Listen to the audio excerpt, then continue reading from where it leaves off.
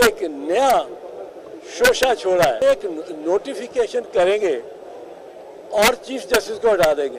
ایک نوٹیفیکیشن کی مار ہے چیف جسٹس آف پاکستان. تو وہ کہہ رہے ہیں کہ ہم ایگزیکٹو اتھارٹی ہیں, ہم انتظامیہ ہیں, اور ہم کیونکہ chief justice of Pakistan in the year 2008 ایک نوٹیفیکیشن کے ذریعے بحال ہوئے تھے, اس لیے ان کو ایک نوٹیفیکیشن, اس نوٹیفیکیشن کو ہم نے وڈرا کر لیا اور یہ معاملہ چیف جسٹس فارغ ہو جائیں گے. اب ان کو مجھے نہیں سمجھ آتی کس طرح سمجھائیں گے.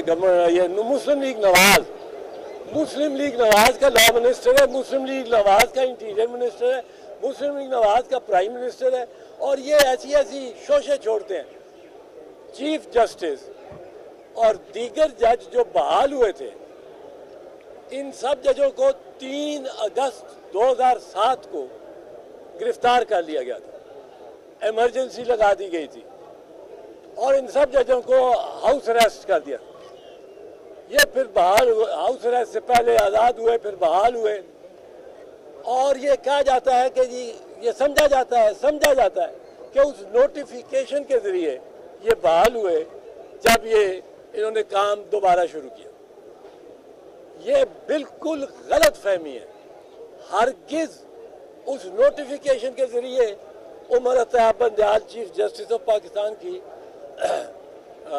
تقرری اور دوبارہ تقرری عمل میں نہیں آئی. سپریم کورٹ ان کی جو ری انسٹیٹمنٹ ہے, پہلے ان کی جو ریموول تھا, ان کا ریموول فرام آفس 3 نومبر 2007 کو, وہ اور پھر ان کا جو ری انسٹیٹمنٹ ہے, یہ ویلیڈیٹ ہوئے ہیں. ان کو آئینی اور قانونی قرار دیا ہے سپریم کورٹ آف پاکستان نے, اور کہاں کیا ہے وہ اس مقدمے کا عنوان ہے the Sindh high court bar association, Sindh high court bar association SHCBA, Sindh high court bar association versus the federal government. اس کا فیصلہ 31 جولائی 2009 کو آیا.